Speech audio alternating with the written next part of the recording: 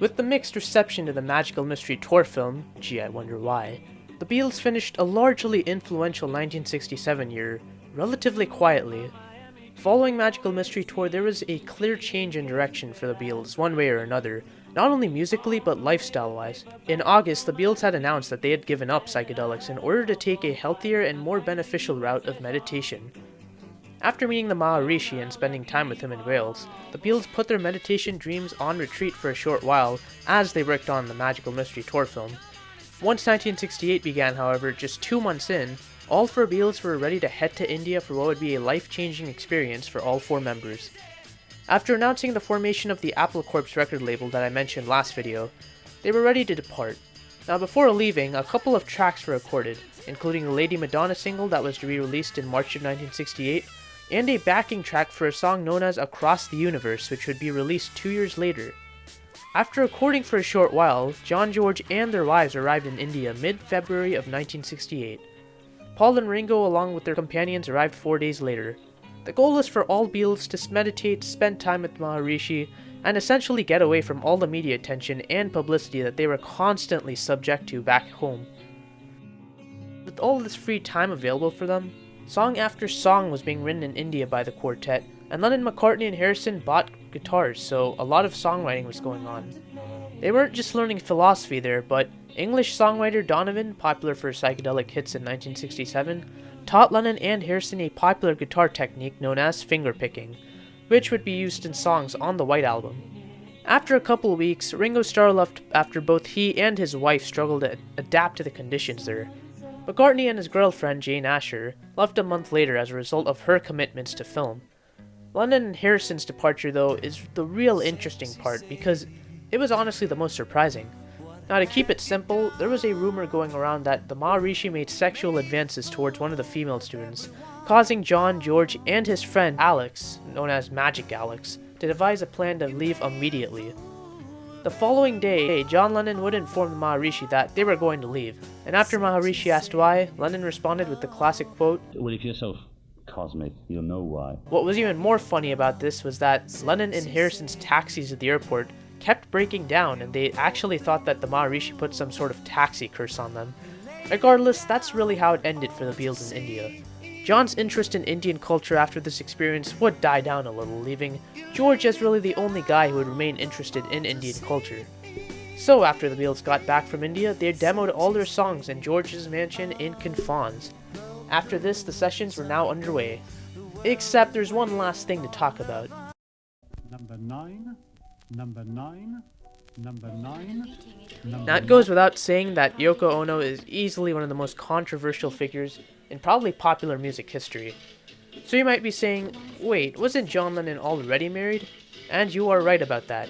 Unfortunately for John's current wife Cynthia, John had pretty much become further enchanted with Yoko ever since meeting her, and shortly after, in mid-1968, John and Cynthia divorced. Now, I've read numerous biographies and perspectives on this, and not a single one really convinced me that John wasn't in the wrong here.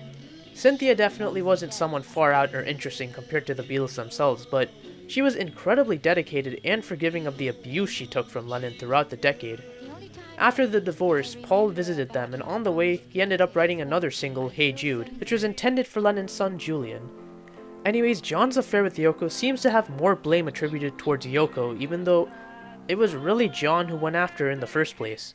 I mean, even in India, John secretly went to the post office to send and receive letters from Yoko. Regardless of who was in the right or wrong though, Yoko and John were now side by side at all times, including the album sessions. Now this was unheard of for the Beatles, so always recorded in the studio without any outside sources interfering, whether it be wives, girlfriends, or close friends. Obviously there were days where Mick Jagger would pop in, but that would only last for one day and not a consistent basis. With Yoko Ono in the studio now at Lennon's side on a constant basis, the other 3 Beatles essentially went, okay then, and they really felt uncomfortable working with a stranger now, who happened to be offering suggestions and interfering with the Beatles' song-making process. Eventually, Paul, George, and Ringo would bring their own wives and girlfriends since all bets were seemingly off, and overall, the White Album sessions really lacked the cohesive unity that was present on all their past albums. Not only was Yoko Ono responsible for this, but the India experience really created a distinct artistic vision for each of the primary songwriters. Paul was still into old-fashioned pop-oriented songs, John was getting more experimental and into avant-garde compositions, and George Harrison was now confident and secure enough to where he brought in a lot of songs which were strongly blues and Indian oriented. With three separate visions clashing at once, the White Album sessions were really doomed from the start. So we've got wives in the studio, artistic differences, and probably the biggest reason for the chaos of the White Album sessions, the egos. The fact of the matter was just that Paul, John, and George all really lacked the connection they once had because of how much each of them individually grew. All three were so invested into their own personal evolution that the group dynamic just fell apart. I mean, every group has had this problem at one point or another, but they each normally figure it out through compromise or breaks. For the Beatles, they didn't really have time to take a break from each other, having just created that Apple label, so essentially they've been jammed together for 6 straight months. I mean, if you saw the same people for 6 straight months, I guarantee that you would eventually get a little sick of them, and it's no different in this case. But the sessions would ultimately lead to a temporary departure from Ringo Starr after witnessing the mess of McCartney, Lennon, and Harrison's creative processes. So I went to see John, who was living in my apartment in Montague Square. I knocked on the door and I said, hi, we went in. I said, I'm leaving the group because, I feel like, unloved and out of it, and I'm not playing well, and you three are really close. And he said, I thought it was you three. And even longtime producer George Martin and expert engineer Jeff Emmerich would depart themselves after arguments and painfully long sessions just took a toll on them. I mean, it's a miracle that the album got completed at all with the amount of commotion that was going on, but somehow the Beatles managed to overcome all this, and in late November, The Beatles, or The White Album, was finally released. The cover is a direct contrast from the complex covers of Revolver and Sgt. Pepper, but I think it just about sums up the process of how the album was made.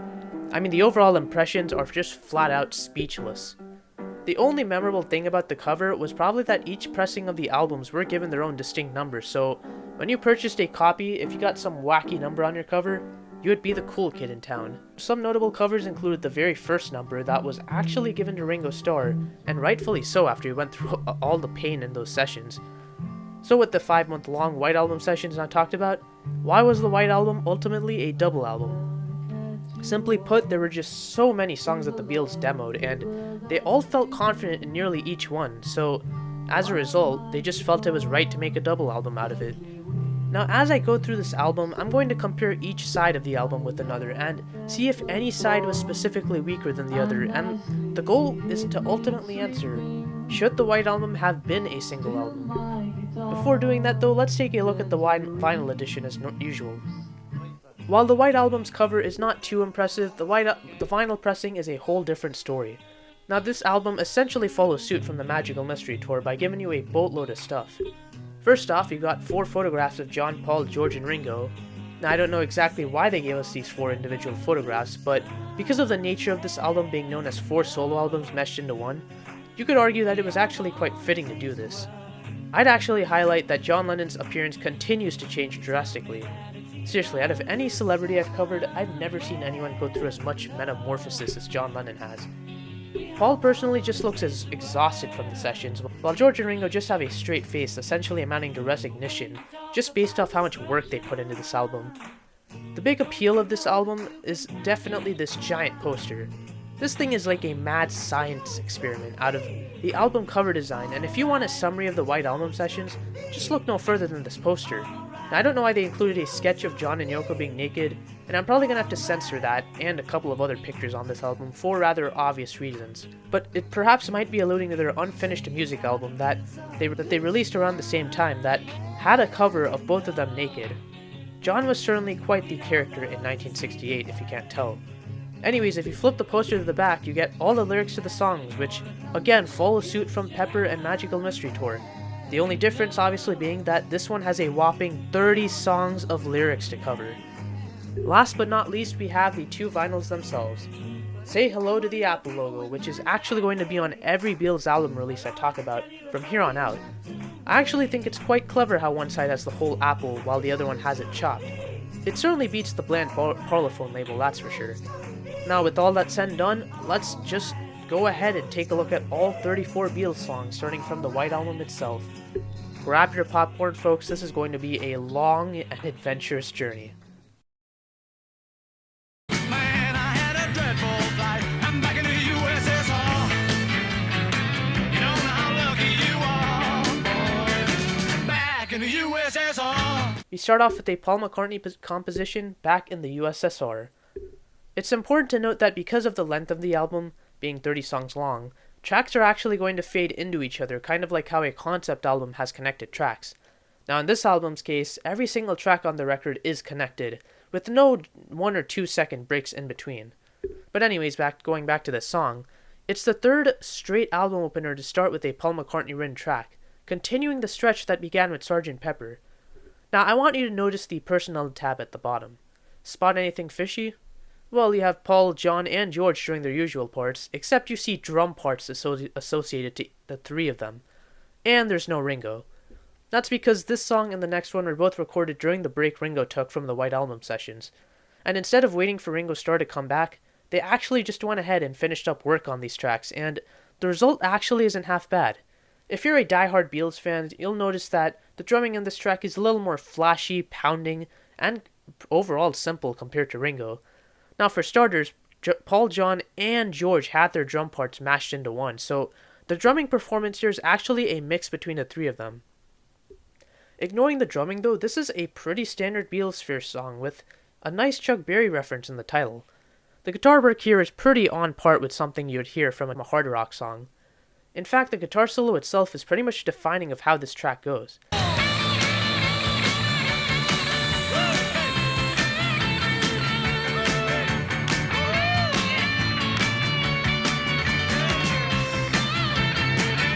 It's a really solid rocker, and one that the Beatles normally didn't start off their albums with, but for this one, I think it was really the only natural choice.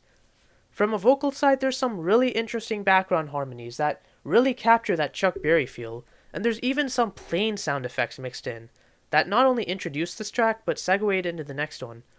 As a whole, this song is certainly good. While you can argue that the Beatles have had better hard rock songs, this one still makes a great impact on this album.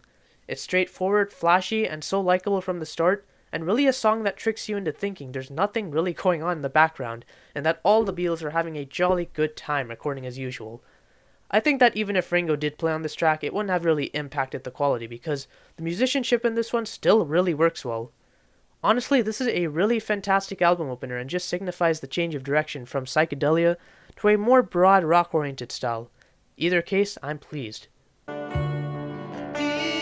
Prudence, greet the brand new day.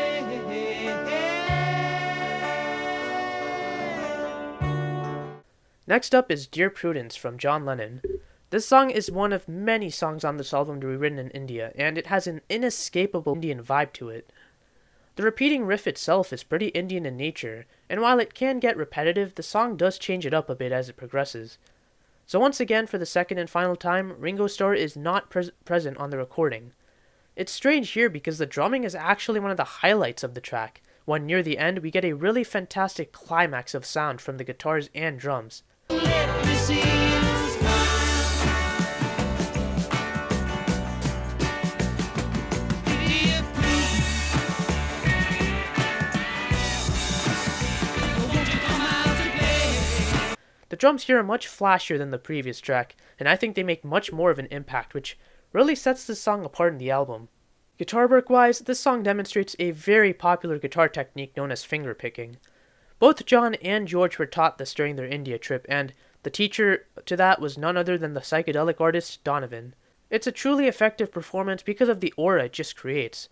I mentioned that there's not much psychedelia left in the Beatles' later albums, but songs like this are really the exceptions, because this one is definitely a psychedelic song, from a very Indian drone-like guitar riff to the dreamy background vocal harmonies that just pop in and out of the verses.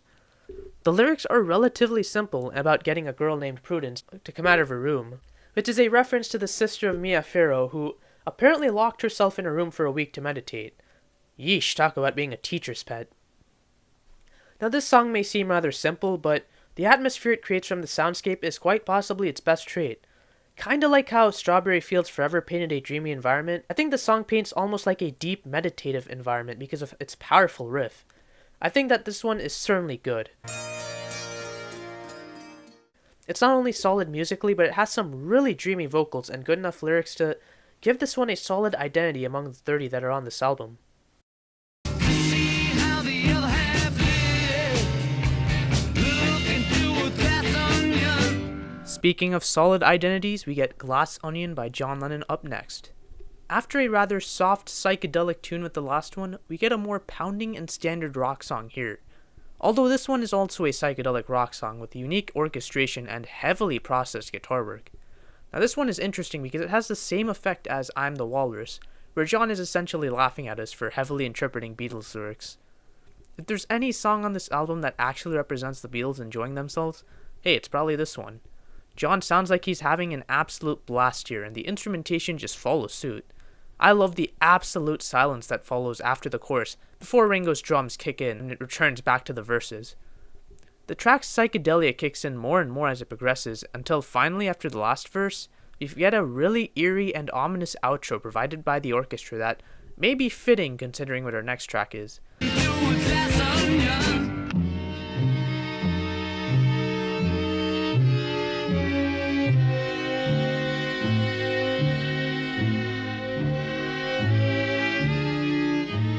But with this song, it's really one that's made for Beatles fans to have a good laugh at because of all the references that we get here. The best line is easily the Walrus's Paul because of how unforeseeable it was. Now this one won't knock you out of your seats or anything, but it's still a very fun and memorable track. Certainly good. Also, welcome back Ringo Starr. This is the first track on the White Album he appears on, and from here on out, he'll be on nearly every track, I promise you, for any diehard Ringo fans out there.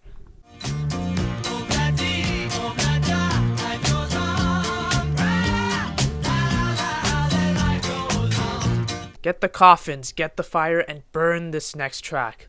Obla Di, Obla Da by Paul McCartney. So vile and despicable, an atrocity that brings us all to tears every single time you think of this one. Voted constantly on worst songs of all times lists and mentioned as examples of the Beatles at their worst, it's horrible, it's vile. It's honestly not that bad. In fact, I actually like this one quite a bit. Now don't get me wrong, it's not like I don't understand why this one is so disliked. However, I feel people kinda single out this song for some reason instead of other songs such as Little Child or Dizzy Miss Lizzy, because it's on a later album. So for starters, this song is an example of the massive creative differences that I was talking about during the sessions. Now this song was intended as a light-hearted, fun, and mellow track after 3 straight rock tunes. However, the recording process behind this song is undoubtedly one of the worst recording processes of any Beatles song I've covered. Not only did John Lennon and George Harrison openly detest this song because of how old-fashioned, and in John's words, granny music it was, but it was so bad that George Martin and Paul McCartney actually had a shouting match over it. Because the song was constantly redone and worked on for so long, by the time it was done, almost everyone hated each other.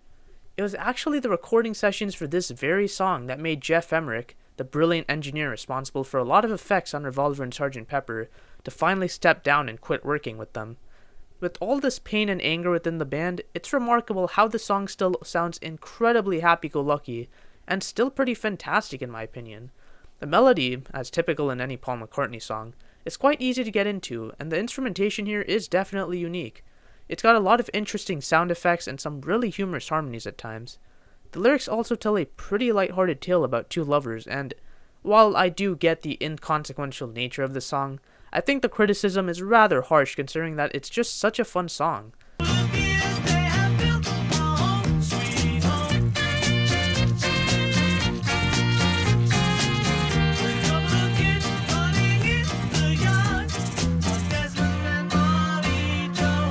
Is it among their best songs? Probably not, but it's a song that I feel that does have its place on the album to offset the seriousness and power of the first 3 tracks. And I'm honestly going to call this one good. Now when John and George hated this track, I feel that they were most angry at the process of making it rather than the actual final product itself. Although I do still believe them when they say that they don't dig the style of this track. The style of this one will throw some people off, but it's still definitely quite a nice track.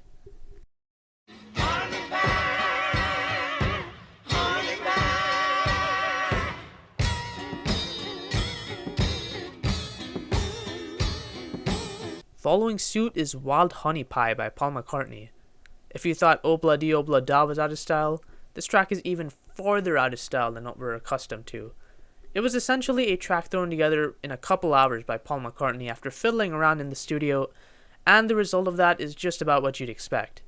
Now, if this album wasn't 30 songs long, there is no way in hell that a song like this would have even made to the bonus tracks. It's got a couple of problems aside from the fact that it was just thrown together haphazardly. For starters, the guitars in this track are absolutely atrocious. They sound so out of tune. Song overall sounds like someone threw this out of tuneness into a blender. What also sounds bad are Paul McCartney's vocals. Was he trying to imitate a screeching elder or something? I mean, what is this voice?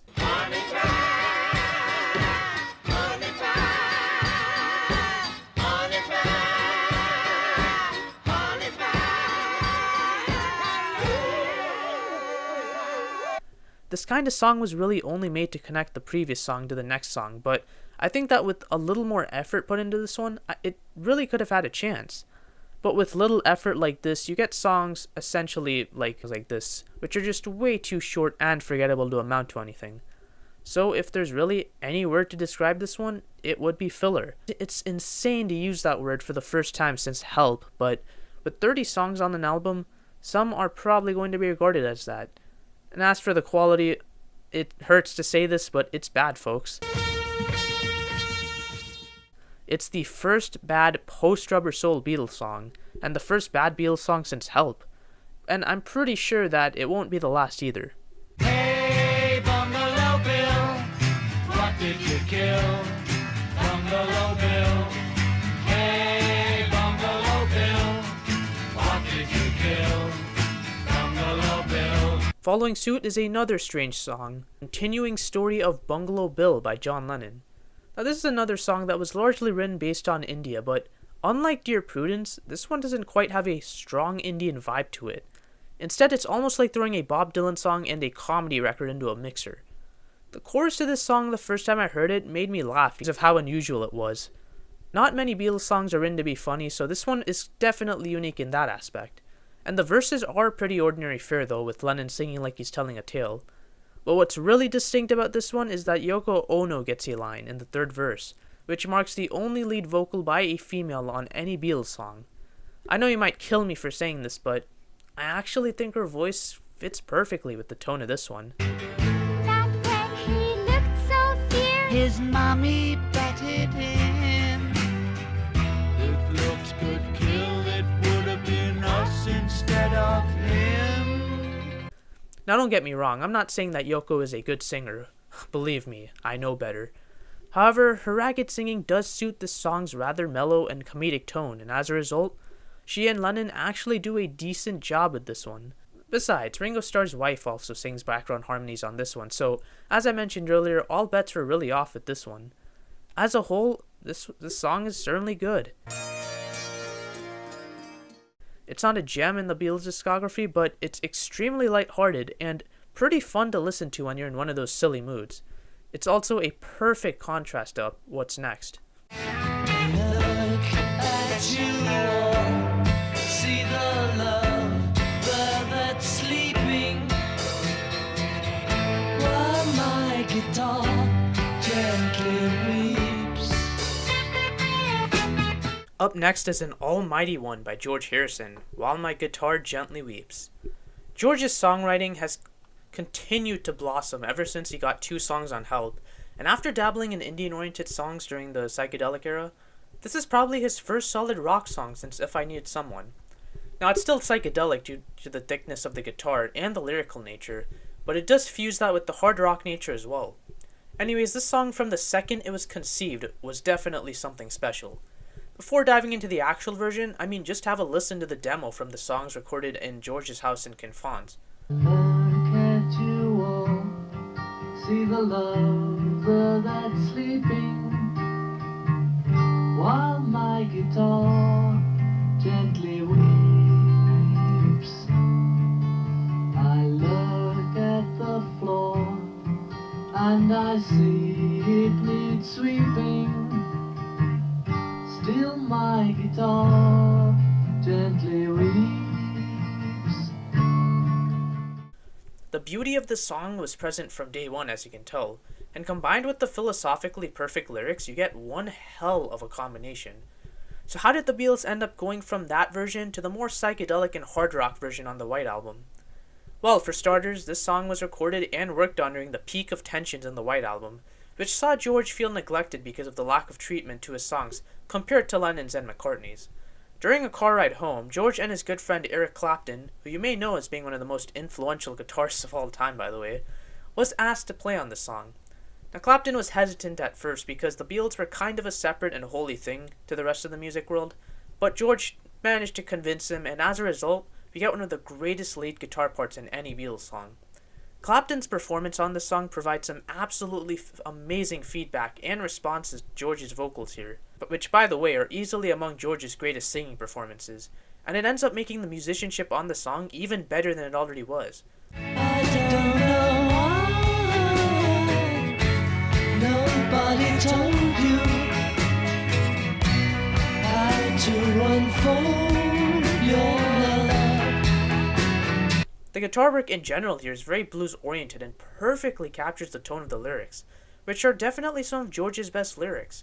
What sets the song apart from all the other songs though, is that it's one of the most complete Beatles songs. The vocals are incredibly powerful and representative of George's talents, the guitar work is sensational and perfectly conveys the mood and tonality of the lyrics, and the lyrics themselves really mark some of the most mature and poignant of the Beatles songs. By the time we get to the end of the song itself, I'm just blown away from how legendary this tune is. It's really beyond good. Even George himself knew that this song was pretty good, and I'd personally rank this as one of the defining songs of the Beatles.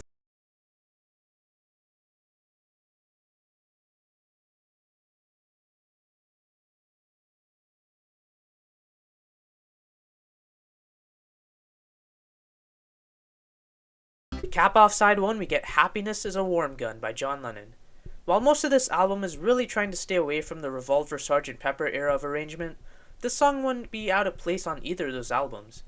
This one is an example of ambitious arrangement contained around 4 different sections that are each completely different from each other in tonality, lyrics, imagery, and singing style.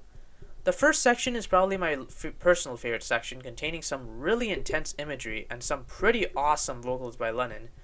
She's not.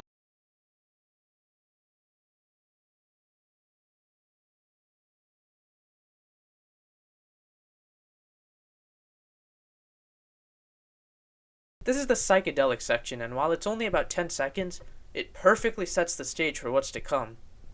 Afterwards, we get a more rock and roll styled vocal section, with some really phenomenal guitar work that seems to explode every other beat. Lennon though really goes above and beyond with the vocals, and it all just flows together really well as the second part progresses. Our third part is a mashup of the Heron references and Mother Superior jumping the gun, which has a really quick beat to it and another fantastic showing by the guitars here. I also have to give credit to Ringo through all this, who keeps pace with all the changes from section to section. Man, that must be really tough. At long last, we get to the chorus of the song, which is strangely a doo-wop styled section, mixed in with some really incredible vocals by Lennon. It seems like whenever John is singing rock and roll, his voice is always at its best. In this case, we have yet another incredible vocal performance all around from him, and the song as a whole is certainly among the best on the album. The fact that they were able to connect all these different sections together effortlessly is really incredible considering how radically different some of them are. It goes without saying that in terms of musicianship, this one probably takes the cake as the standout of the album so far. Martha, my love, don't forget me. Martha, my dear. Starting off side 2, we get a rather interesting start with Martha My Dear, which is a Paul McCartney composition. Now, it's essentially just Paul talking about his sheepdog and how much he loves her. And it's a rather charming concept, and I think that the song takes this concept and just flies with it. It's arranged almost like a miniature Got to Get You Into My Life, with a very active brass section, tempo changes, and pretty interesting vocals by Paul. The important thing to note though is that this one just sounds unique. With the brass section having kind of a jazzy and happy-go-lucky feel to it, it really manages to shine because of it. Now the brass section alone pretty much makes the song as good as it is, honestly. I mean, without it, you'd lack the vibrant energy from this one, despite how great of a time Paul seems to be having here. Take a good look around you.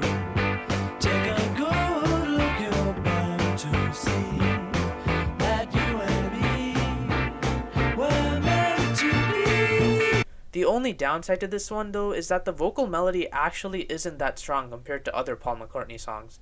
The best hook here in the song is really with that brass section, while the actual vocal melody we get is just okay, I'd say. However, I still think that this song does end up being good. Not only does it give a unique feel to the orchestra and brass, but it changes throughout and still has a really nice arrangement and composition to it. It's probably not too high up on the greatest Beatles songs list, but it's certainly a song that this album couldn't have gone on without. I'm so tired, I haven't slept a wink. I'm so tired, my mind is on the blink. Following suit is I'm So Tired by John Lennon. This one was influenced by a situation in India where Lennon was having trouble of falling asleep. And what an incredibly relatable concept he chose to write about. Sleep insomnia is the absolute worst, and you feel like crap when you don't end up getting sleep. In this song's case, the tonality is absolutely perfect in matching the emotions of frustration and crankiness. Some of the lines itself are actually quite funny, including that section about Sir Walter Raleigh, who was the inventor of cigarettes. What's absolutely amazing though is the bass work here. It may not be a Paul McCartney song, but the bass really plays a vital role in conveying the tone here, and it even introduces the track in the beginning. Another amazing aspect is the vocal performance itself, where John just goes all out, and sings as if he's venting all his problems into the microphone.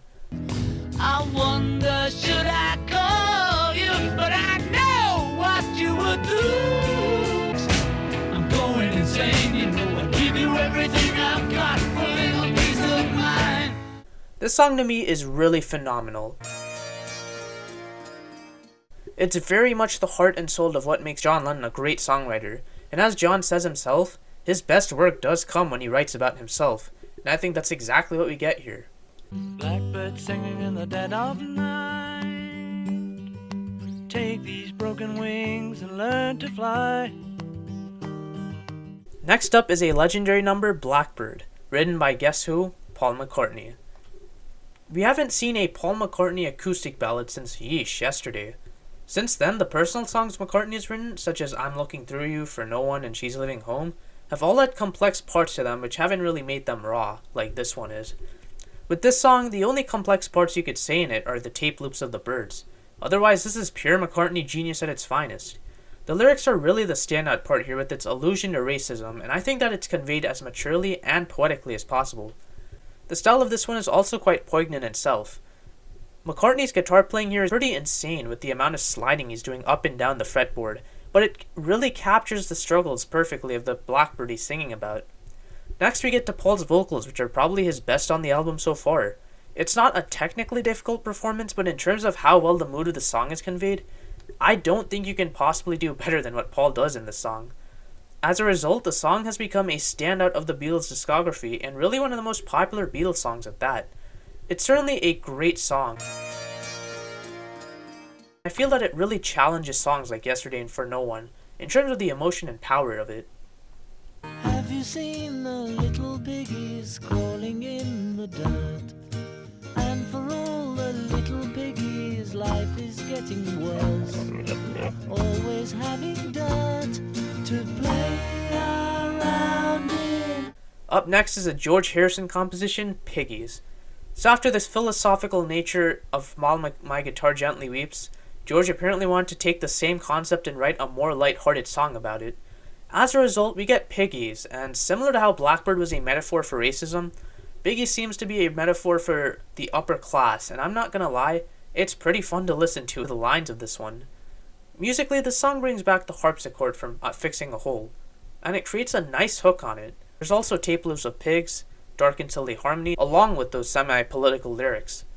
While being semi-political, we still get some pretty ridiculous lines such as what they need's a damn good whacking, In their life there's something lacking, what they need's a damn good whacking. which apparently from Lennon and George's mother. That line actually caught me off guard the first time I heard it because I just did not expect something like that to be said. In a good way, of course. My favorite part here, though, is certainly the ending, where George quietly says one more time, and then we get a melodramatic orchestral crescendo that concludes this one in a joking fashion, which kind of represents perfectly how lighthearted this track really is. As a whole, it's certainly good. As far as George compositions go, I don't think this one tops too many of them, but it's still a really exceptional song that holds its ground on a crowded and already stacked White Album. Rocky collapsed in the corner.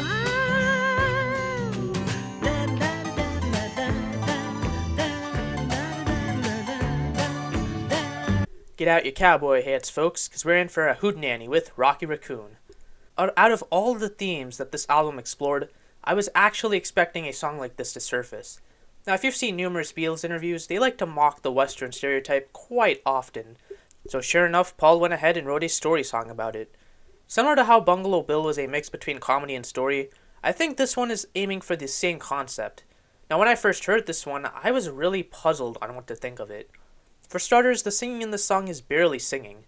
Now, while Bungalow Bill did have singing, this one mostly consists of Paul in a Western voice while talking us through a tale that the song is about. The only problem is that this one doesn't hook you into the song when there's really no melody to speak of, considering the vocal side of things. Well, technically there is, but unless you do enjoy doo-wop styled hooks, I'm not sure if people would dig something like this. What I did enjoy though was the guitar work and harmonica working together pretty well. And speaking of the harmonica, we haven't heard that instrument since Beatles for Sale, but it's back for one last time being played by John Lennon. After thinking about it for a while, I'm going to call this one good. The only real flaw about it is that it's rather slow at some parts, but because things keep changing in the background and the song is pretty amusing at times, I think it's still enjoyable enough to be good. It's the kind of song you could probably sing in the shower due to the talking aspect of it. If this album had not been a double album though, George Martin did confirm that this song probably would have been kept off, but that's to be expected. I wouldn't completely call it filler because it does have some memorable moments to it, and as a whole, I'd still say it's an enjoyable experience. Don't pass me by, don't make me cry, don't make me blue. 'Cause you know, darling, I love only you. Getting ready for Beatles history, folks. We have our first song written by Ringo Starr, Don't Pass Me By. Now, I might be thinking, wow, the India trip must have really inspired him too. But actually, according to various sources, this song has its origins as far back as 1962, which was the year before Please Please Me was released. Now, and what better time to give it some love than on an album like this one, I guess. Since this was written in 1962, which was still a modest time for lyrical songwriting, not only for the Beatles, but really in general, the lyrics to this one are just about on par with the quality of early Lennon-McCartney. I will say, though, that I personally prefer these lyrics over some of the songs from Please Please Me. All that being said, despite the lack of strong lyrics, I actually think this one does have quite a bit of appeal to it. For starters, I think George Martin probably has his biggest role on this song, due to how crucial of a role the orchestra ends up playing. The biggest star is that violin, which is really where the melody of this song comes from, along with that bouncy piano, of course, that's played by McCartney. Don't pass me by. Don't make me cry.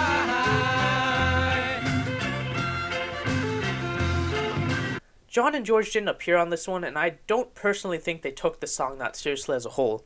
That's the whole appeal of it, though, because this is a light-hearted song in nature, and as a whole, it excels because of that. For that reason, I'd call this one good.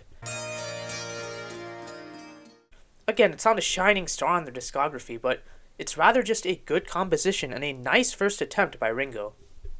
Why don't we do it in the road? No one will be watching us. Why don't we do it in the road? Up next is Why Don't We Do It in the Road by Paul McCartney. While I'm personally surprised that Paul wrote this one, I'm actually just as surprised by the lack of quality we get here. It's a 12-bar blues that just repeats itself far too often. Even though the track itself is pretty short, being just under 2 minutes, it still manages to get quite stale pretty fast. Now, I do love Paul's vocals here because of how fantastic of a performance he's putting forth, but come on, he's singing the same 2 lines over and over again.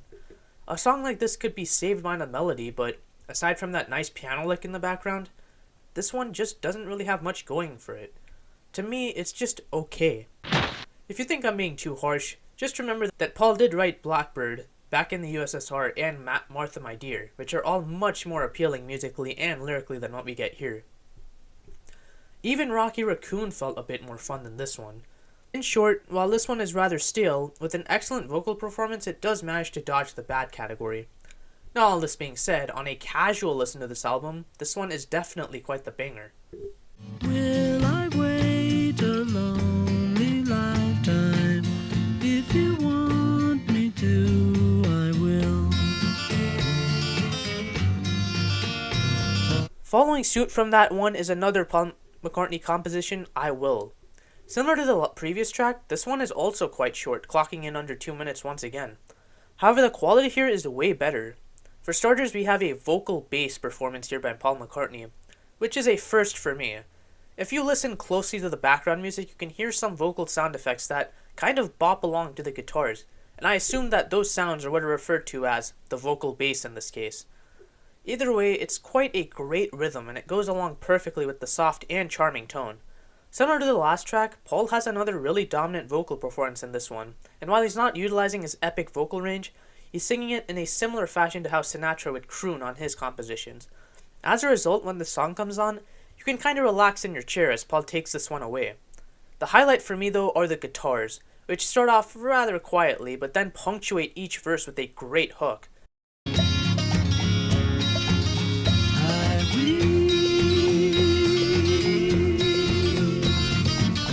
As a whole, this one is really quite enjoyable and definitely good. It seems effortless, but the charm to this one is really what takes this its great quality. Calls me, so I sing the song of love, Julia. We conclude off side 2 with a Lennon composition, Julia. Kind of a rather heartbreaking tune to cap off a side, but this one has a very similar resemblance to Dear Prudence, with much more emotion. It uses the finger-picking technique I mentioned earlier, but this one manages to paint a much more soothing environment with only Lennon and the guitar. With the verses, it just sounds like a typical Beatles ballad, but the bridges really set this one apart when Lennon's vocals, which are definitely among his best, and the folk feel of the guitars just paint a landscape that the lyrics describe as being like an ocean. Incredible about this one though? The lyrics. The song is about Lennon's mother Julia, who was killed in the late 50s after being hit by a car, and the song seems to pour all of Lennon's grief into this one. Some of the lines are pretty poetic, with ocean child, silent clouds, windy sand, and probably the best line, half of what I say is meaningless, but I just say it to reach you. Without hesitation, this one is certainly good. It's heartbreaking, beautiful, poetic, and just paints a ton of images in your mind, with only Lennon and 2 guitars. It's quite an effort and a pretty touching way to end off side 2.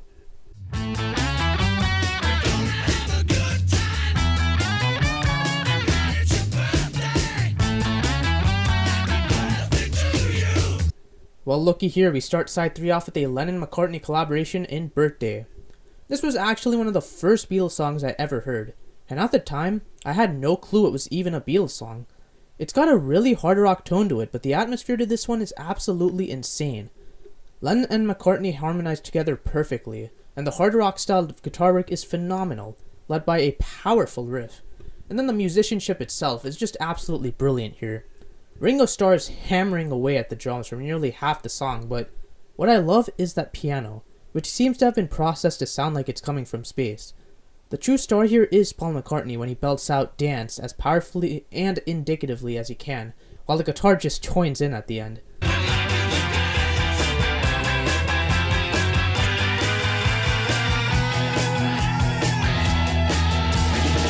For anyone who loves hard rock Beatles, this one is an absolute blast to listen to. The only downside to it are probably the lyrics, which are rather stale, and Lennon did refer to them as a piece of garbage. But similar to how great musicianship saved a ton of older Beatles songs, the great musicianship in this one just ends up saving it, and it really made it one hell of a song to listen to. It was a personal favorite of mine for quite some time, with everyone putting forth an incredible performance. Even George's wife and Ringo with their background vocals. I mean, this one is just really great. It's certainly good, and it starts off side 3 with a bang.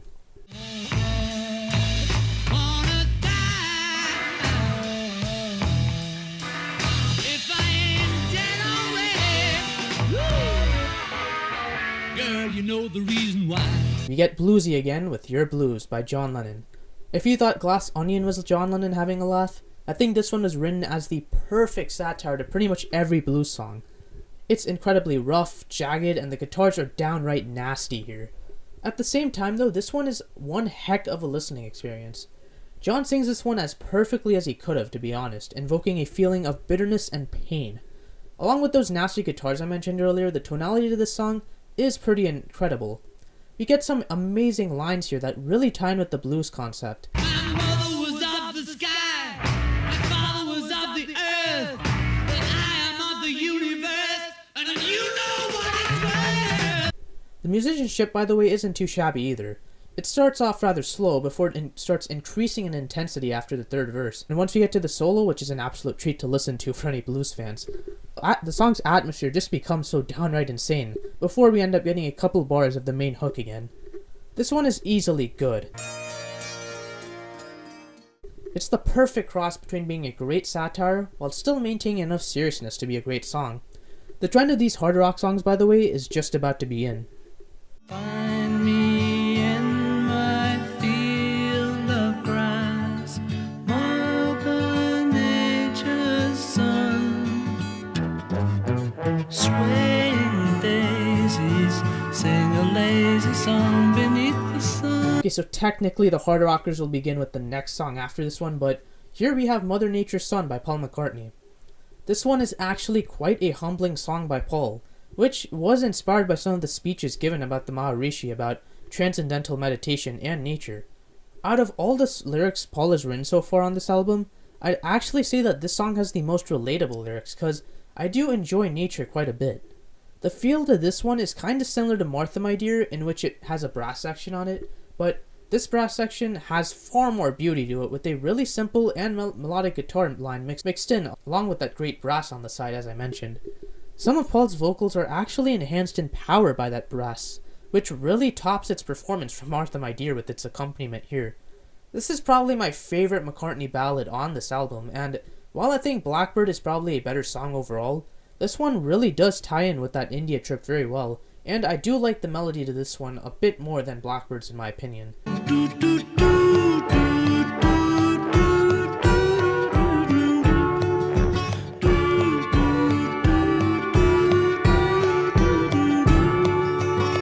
This one is certainly good and really demonstrates how great Paul McCartney is when he writes about himself. Everybody's got something to hide, except for me and my monkey. Following suit is probably the longest title to a song I've ever seen.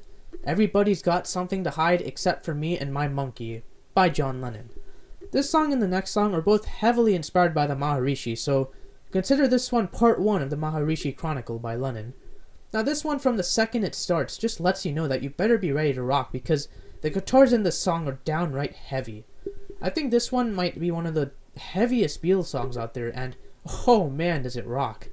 First off, that cowbell is absolutely enticing in this one, serving as a perfect counter to the savage Lennon vocals and the heavy guitar work.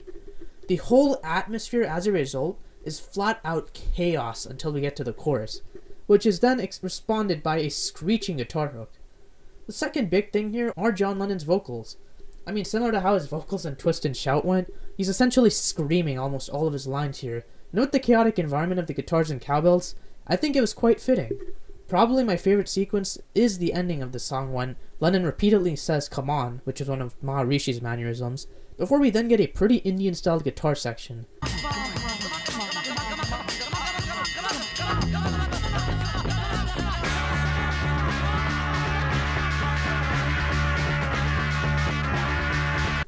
To summarize the song, I just use the word pandemonium. Despite that, this one is probably one of my favorite Beatles songs ever. It's so wild, wacky, and insane, and not only does it perfectly represent the White Album sessions, but along with the next song, it really captures the Beatles' outlook on their indie experience. This one is certainly good, and if you're brave enough, I dare you to crack this one up on full volume and see if you lose your hearing. You made a fool of everyone. Sexy Sadie, oh, what have you done? Part 2 of the Maharishi Chronicle by Lennon is this one with Sexy Sadie. Despite pondering why John called Maharishi Sexy Sadie, I think this song is actually one of the most underrated Beatles songs out there. When a song is jammed in the very middle of the album, it is kinda hard to notice it, but this song is very easily one of Lennon's best breakup songs. I mean, he's not breaking up with the girl, rather he's breaking up with the Maharishi, but it still paints a really grim picture. Now to start things off, this one has an absolutely fantastic piano hook that just sucks you in as soon as the song starts. After that, we get some really spine-chilling lyrics from Lennon, who sings about his displeasure with the Maharishi. Now, the rumors of the Maharishi making the sexual advances that I mentioned when I was talking about their indie experience, they were never really revealed to be either true or false, but if they were false, you could make an argument that this song doesn't quite hold up lyrically because the stuff Lennon is singing about was false. But I do think that George Harrison's suggestion to Lennon, which was a change from using Maharishi's name to Sexy Sadie, still makes it timeless to this day, so the enjoyment of the song is still there. What makes this highly underrated though is the way the song builds tension throughout. The chorus is kind of free-flowing and bitter, but during the verses, the tempo increases, Lennon's vocals get faster, and even more bitter than usual, and then the harmonies just create an absolutely sensational melody. Broke the rules one sunny day. The world was waiting for the lover. She came along to turn on everyone. Sexy Sadie, the greatest of them all. Even better is the melody we get during the solo that combines the amazing piano work with that outstanding guitar work, and everything here just comes together so well. Sure, this song isn't as emotional as songs like Blackbird or Julia, or even musically dominant as While My Guitar Gently Weeps and Happiness is a Warm Gun, but the way we get such a brilliant melody and exceptional craftsmanship here just makes this song that much better. I mean, and I'll be honest, I didn't really fall in love with this song until last year, but once I did, whew, it's easily in my top 5 favorite Beatles songs ever, and quality-wise, it's certainly good.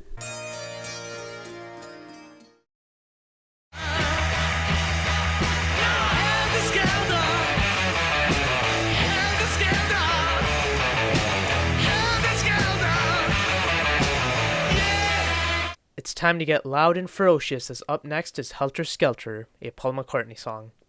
One of the criticisms against the Beatles is that they weren't really a rock band as much as a pop group. While many disprove this by throwing songs like Day Tripper, I'm Down, Taxman, or even songs on this album like Everybody's Got Something to Hide, the number one song used to disprove this argument is Helter Skelter. Now, the song was inspired by the Who song I Can See for Miles, which was a pretty loud and rambunctious tune itself. But this one seems to go out of its way to be as loud and nasty as possible. The overall sound, whether it's the musicianship with the drums and guitars, or the vocals with Paul McCartney, is really made to be as loud and vicious as possible, and I have to say, it's quite an experience. Paul McCartney may have a soft side to him, but when he rips out his rock voice, I think he has some of his finest performances, and in this song, it's easily one of his greatest vocal performances ever. My favorite line really being the "Look out, Helter Skelter" roar at the beginning of the solo.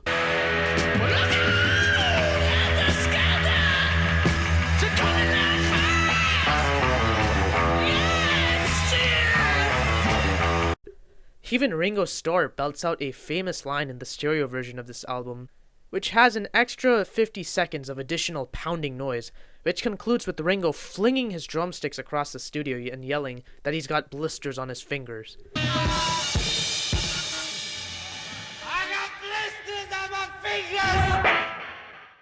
I can't blame him because Ringo is pretty much trying his hardest to pound the drums as hard as he can throughout the song, just to keep pace with an absolutely stinging guitar work by the trio of Lennon, McCartney, and Harrison. That being said, the song does have some really powerful melodies along with the noise it creates, which just showcases how great the song really is.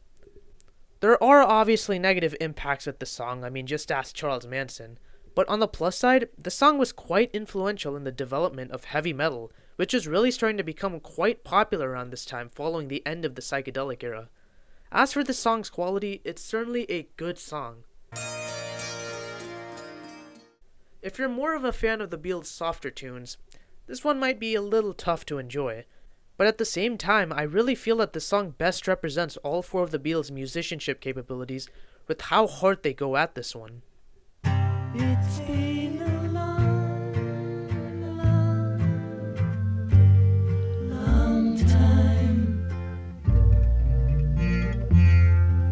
To conclude a very hard rock heavy side 3, we get a rather quiet track in Long Long Long by George Harrison.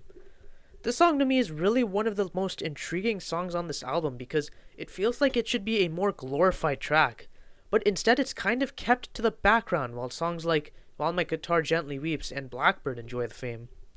With this song, the first thing to mention is that it's really quiet and quite delicate as well, which is pretty ironic considering the track hit that was previous to this one.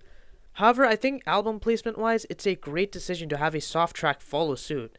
The song does increase in volume and intensity when you get to the bridge in the middle, which is easily one of the best segments on any song on this album, before it returns to its normal quietness afterwards. So many tears I was wasting.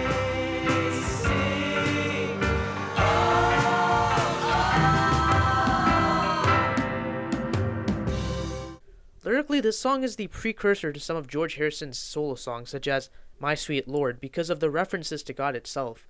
While I still prefer While My Guitar Gently Weeps' philosophical lyrics, this one definitely takes the top 5 for me lyrical-wise. It's really intelligent and powerful with the musicianship doing a near-perfect job to really convey this. Musicianship-wise, the ending of this track is well known for being one of the strangest endings in any Beatles song.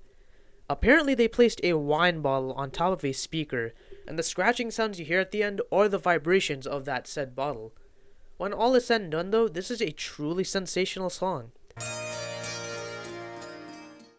I feel that due to how quiet and melancholy it is, it doesn't really stick in the head of most people, but I honestly believe that this song is one of those Beatles gems that are buried in an album.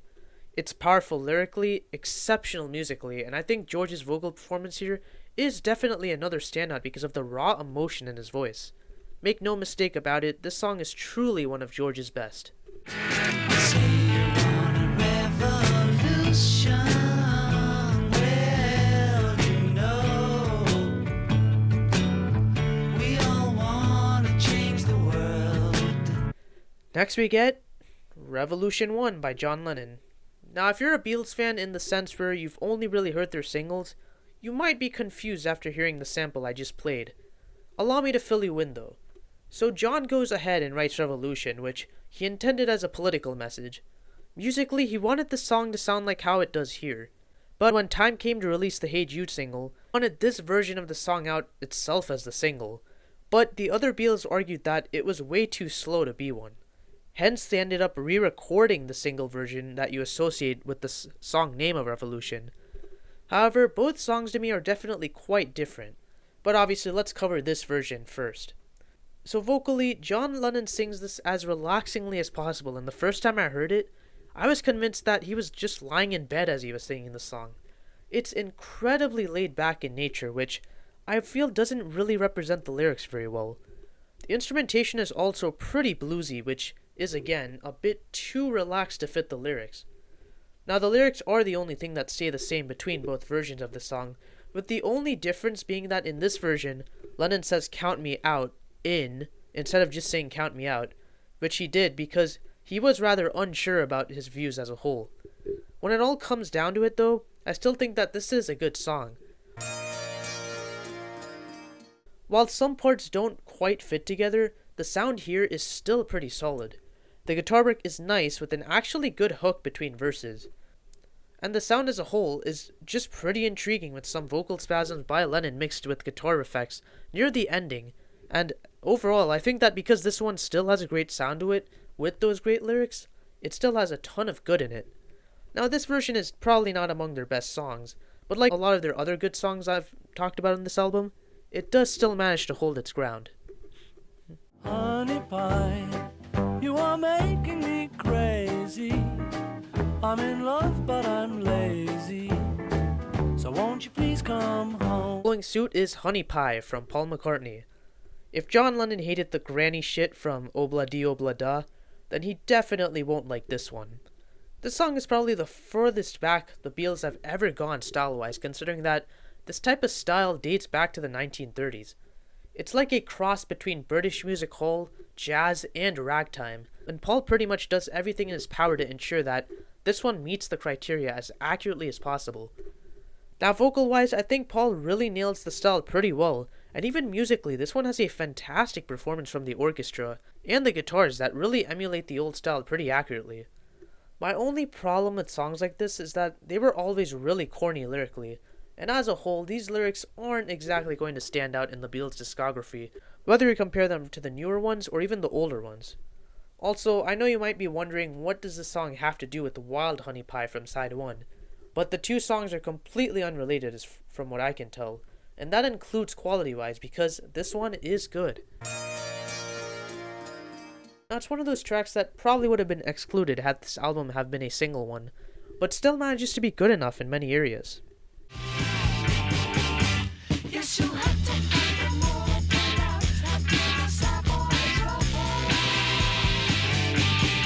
Next up is the final George Harrison composition on the album, Savoy Truffle. This one is easily George's most lighthearted composition he's ever written, and as soon as I heard that the lyrics were about candy, I knew not to take this one too seriously. The brass section from side 2 and 3 is back in full force here, with a particularly memorable showing from the saxophones, that are arranged in a call and response fashion following George Harrison's vocals during the verses. Also, remember when I said earlier that George disliked Obla Di Obla Da? Well, he makes sure that you remember that by referencing it in the lyrics here. We all know the deep blood dog, but can you show me where you are? As a whole though, this song is largely about Eric Clapton, and with the lighthearted nature of the lyrics I mentioned, this song really had a ton of room to just play around and establish a distinct sound, and sure enough, that's exactly what happens here. George's vocals are double-tracked and pretty interesting with the hook we get here. The brass section, as I mentioned, shines, but we do get to hear a nice little organ part during the bridges, and we even get a guitar solo with a little help from the brass. This is another song that really grabbed me the second I heard it because it was so lighthearted and nicely arranged. Without a doubt, this is a good song. It's not one of Harrison's defining compositions, but it's easily one of his better ones as far as the inconsequential songs go. Cry, baby, cry, make another sign. She's old enough to know better, so cry, baby, cry. We're in the home stretch now as we have Cry Baby Cry, which is a John Lennon composition. The song is probably one of the most mysterious Beatles compositions in existence. It was rarely brought up in interviews, rarely mentioned by critics, and even Beatles fans don't really pay much attention to this one. And it's a shame because I think this song has one of the most underrated Beatles melodies in existence with the chorus. It's a song that seems really foolish in nature if you take a look at the lyrics, but it's portrayed as quite downbeat and serious. I mean, the verses go on and on about stuff I never was able to put together involving the Duchess, the Duke, the Queen, and their children. All this time I've been wondering, what do any of them have to do with anything? Apparently it's based off a nursery rhyme, but I feel that Lennon kind of grabbed the people in that rhyme and just mashed together a bunch of words together afterwards. So lyrically, this one is a bit of a head scratcher. That being said, I mentioned earlier that the melody of this song is quite underrated, but what's also underrated is the arrangement we get here. The piano work really paints what we hear in a dark picture, along with those sound effects that come along with it, and that harmonium in the beginning by George Martin is really fantastic, and it's a nice addition that I almost wished played a bigger role in this one. Even Lennon's vocals here are really downbeat and shadowy in nature, and when it all adds up, I think this one is a really good song. It's hidden in the background of this album and largely ignored, but still fits within the context of this album perfectly. Can you take me back where I came from? Brother, can you take me back? Before I get to the next song, there is a small section at the end of this song that sounds like a completely different track that was just smashed into this one. That recording is actually a mini song known as Can You Take Me Back, which was an outtake of the I Will sessions. I'm not really going to comment on the quality of it because the White Album doesn't really list that as a separate track, but I guess I will say that the mini song is a pretty intriguing way to end this track. Bottle of claret for you if I'd realised. I've We'll do forgotten next all time. about it, George. I'm sorry. Will you forgive me? Yes. Cheeky bitch. Number 9, number 9, number 9, number 9, number 9, number 9, number 9. Number 9, number 9, number 9. Oh god, sorry. I think I got hypnotized into whatever the hell this piece of music is. The second to last track on this album and the longest Beatles song ever recorded on an album is Revolution 9 by John Lennon. When I first started this entire process of reviewing songs and albums, I was looking at Revolution 9 the entire time and thinking, how on earth do I even critique this? This piece of music, which I'm actually just going to call a collection of sounds, is one of the most baffling things I've ever encountered. For starters, this collection of sounds has no concrete structure or pattern that you can even follow. Once you start hearing a section of sounds that seem like they're about to lead to something, you get a completely unexpected sound that completely throws you off again. You might be wondering why a collection of sounds like this was even created, and this is where I can actually directly point at Yoko Ono for the influence. She was mostly known for being an avant-garde artist, and John Lennon became particularly inspired by her work, which led to what we get here. I'm not going to say that I completely hate the song like others do, because believe it or not, and this may sound crazy, but there are actually parts to this collection of sounds that I do actually find interesting. The number 9 hook is definitely something that can get stuck in your head, and some of the tape loops they pick here are pretty fascinating, such as the backwards guitar one that sounds like it came straight from Tomorrow Never Knows.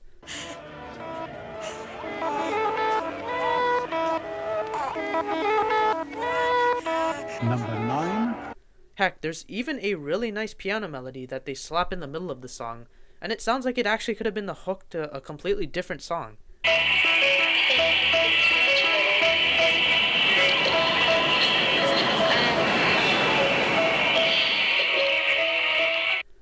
While I do enjoy some of the tape loops here, others are completely mind-boggling, such as the ones involving a man screaming rape, along with others that are just obnoxious to the ears, such as that fire sound effect and the man screaming. The whole concept behind this song was to apparently paint a picture of an actual revolution, but I think that because this collection of sounds lacks a coherent structure, it's nearly impossible to follow along. It's one of those tracks that really push the boundaries of what music is supposed to be about, and in that sense, I can kind of respect this collection of sounds a little bit. At the same time though, I just can't justify the 8-minute length to this one, along with some of the annoying sound effects and production techniques they use here. So the question is, how do I even rate this one?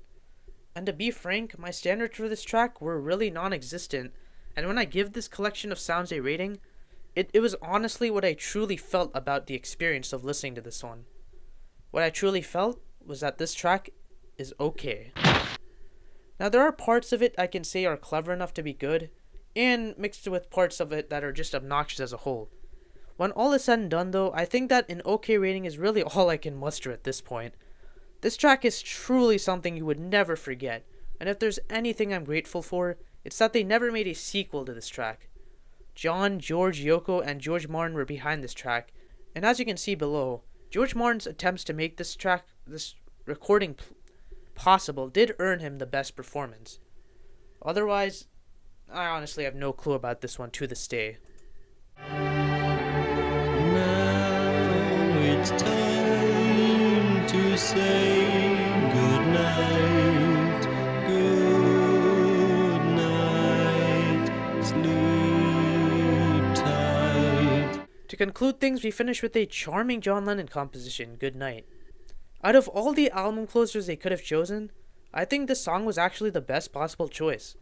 Coming out of the madness of the last track, the second you hear those lush strings, it actually kind of tickles your heartstrings a little bit, and it welcomes you with open arms for getting through it. Ringo Starr's vocal performance here is easily his second best ever, after With a Little Help from My Friends.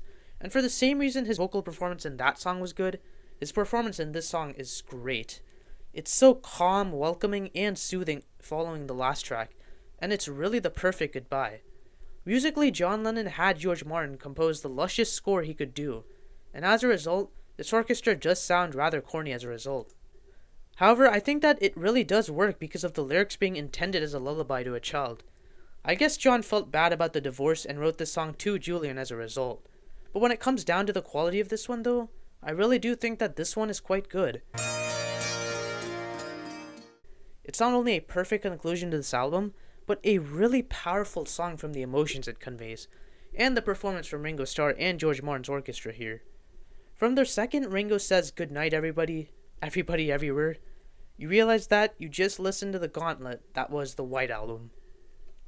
Lady Madonna, children at your feet, wonder how you manage to make ends meet. We aren't done yet, we still have 4 more songs to cover, starting with the Lady Madonna single. Now this song is what I believe happens when Paul McCartney channels his inner Fats Domino. It's got a really addicting piano hook, which may have been the reason for its single release, and it also has some pretty awesome vocals from Paul, who really does this song justice. What also does this song justice is that really great saxophone performance that just accompanies the piano work here to perfection.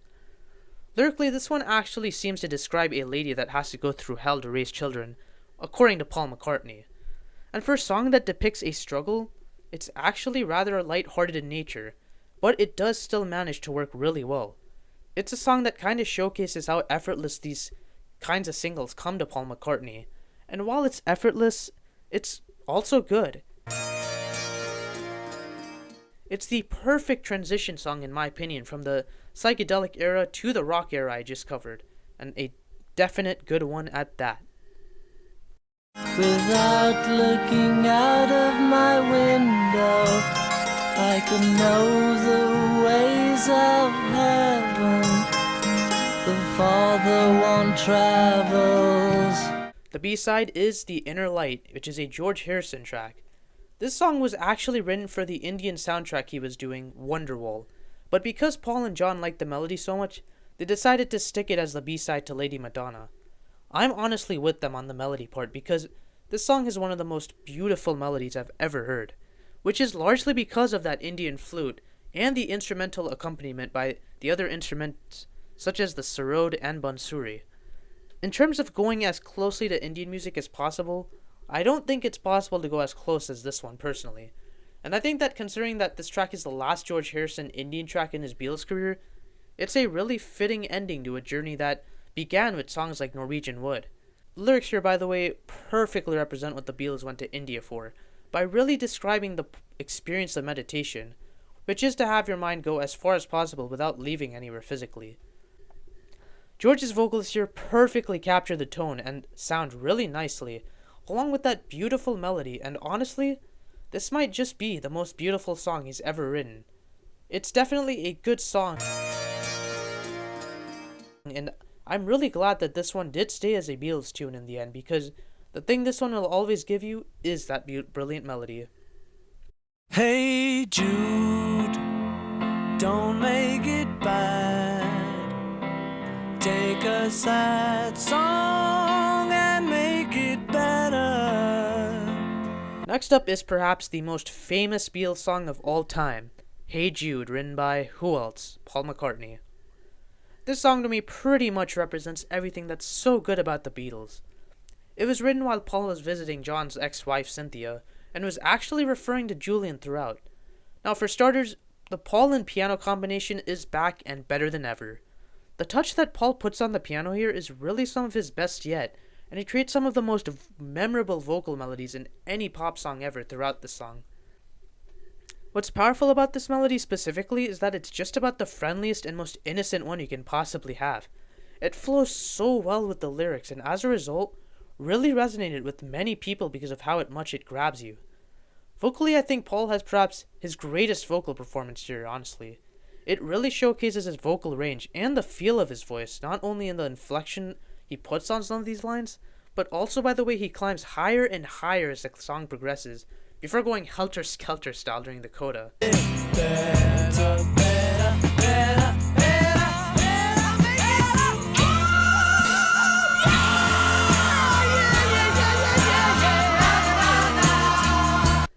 Let's actually talk about the coda. Musically, this song is really quite unconventional despite fooling you into thinking so at first. It starts with a typical verse-chorus style before going into a 4-minute coda with some of the most memorable lines and melody the music world has ever seen. 4 minutes may seem like a long time, but the background music and harmonies, which are absolutely phenomenal here, keep changing throughout in their tone, which keep the song's fuel churning for those entire 4 minutes. Paul specifically really just nails the performance during those final 4.5 minutes that I really cite this song as one of his most iconic performances. It has the power and emotion from a song like Yesterday and For No One, and just mashes it together with this rock-styled voice in songs like I'm Down and Helter Skelter. With all this said and done though, why is this song specifically so iconic and legendary to this day? I feel that because of the length of this song and the way it breaks typical single convention, this one just seems to have a place in music history.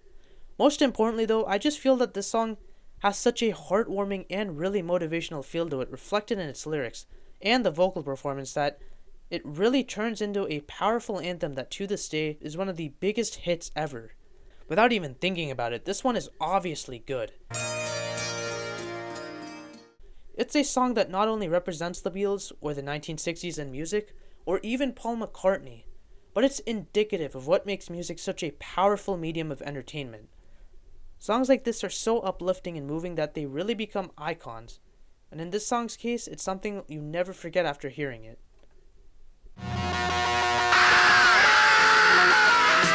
Say you want a revolution, well, you know, we all want to change the world. The last song to discuss in this extremely long video is the single version of Revolution. Now this version is much faster, energetic, and engaging than the version that I covered on the White Album. For starters, I just love the way that this track starts with a machine gun-like guitar and a vicious scream by John and Paul. The rest of the song pretty much takes Revolution 1 and improves drastically on some of its shortcomings.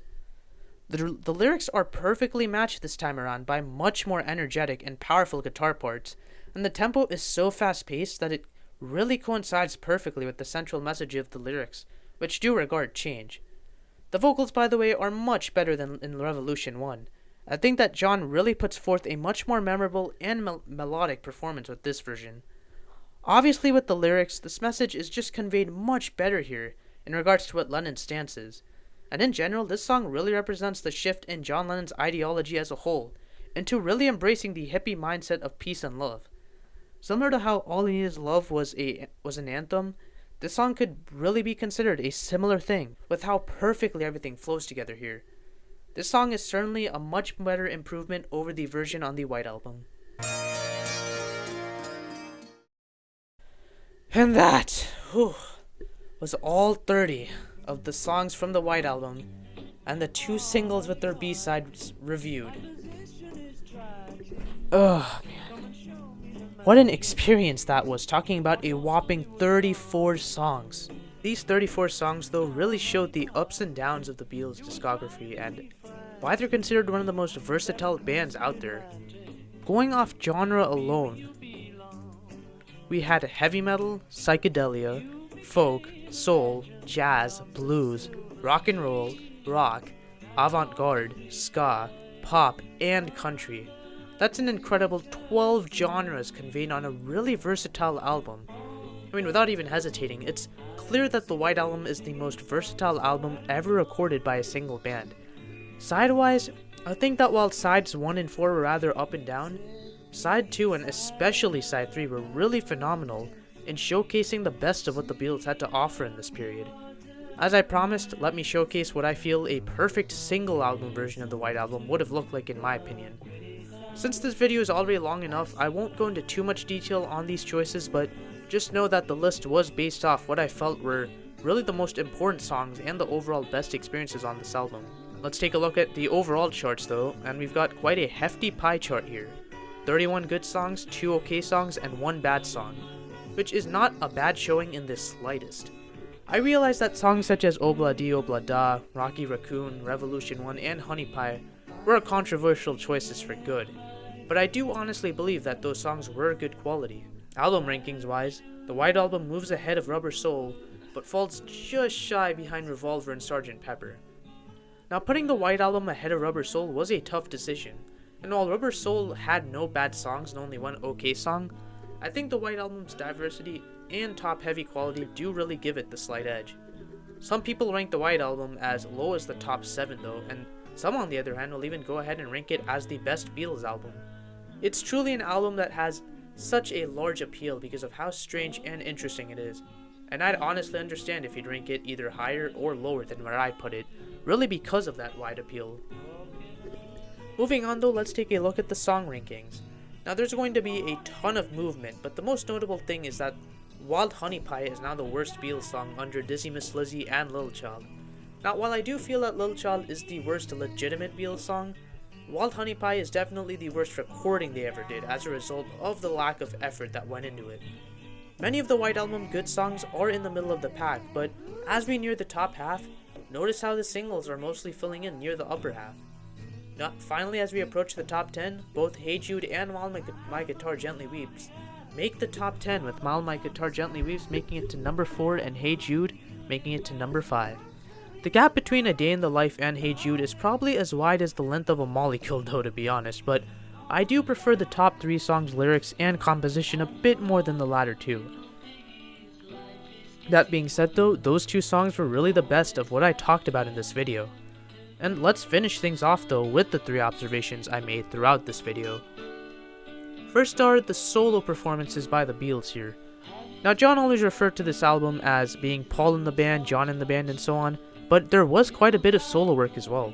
It does have the reputation of being 4 solo albums jammed into one work for a reason, and as you can see, there were songs that involved only one of the Beatles performing on it.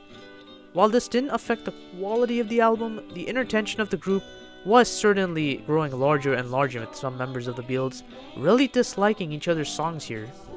The second observation I noted was the overall production being more basic than the past 3 albums. Some tracks such as Julia, I Will, Why Don't We Do It in the Road, and Blackbird among others really don't have a level of sophistication to their production. And this is because the Beatles really grew out of their desire to produce long and ambitious albums, following the amount of experimentation they had already done ever since Rubber Soul. As a result, while this album did still nearly take half a year to complete, it really had more to do with the amount of songs rather than the production of the songs itself. As I mentioned earlier, George Martin was less involved here than usual, and this may have been a result of that. The last observation, and the one that is going to be important going forward, the inner turmoil. Ringo Starr had to leave the group temporarily, George Martin and Jeff Emmerich stepped out of their roles, and Paul and John both had issues with each other's compositions. This album really marked the beginning of the end for the Beatles, and while you can't pinpoint exactly why all these issues happened on this album specifically, rather than the previous ones, the Beatles as a collective unit were really about to fall apart within a year. Honestly, even if the White Album isn't the best Beatles album, it's easily the most fun album to listen to as a whole. It's such a fun marathon as a whole, and really a phenomenal stretch of versatility with its songwriting. Despite a few songs you scratch your head at, the White Album remains one of the most intriguing albums the Beatles have ever recorded. However, with film commitments now due, they had to release a film one way or the other, and sure enough, in late 1968, the world was introduced to Yellow Submarine. Thank you all for sticking around from this long marathon, and join me next time when I look at the animated movie and soundtrack album, Yellow Submarine.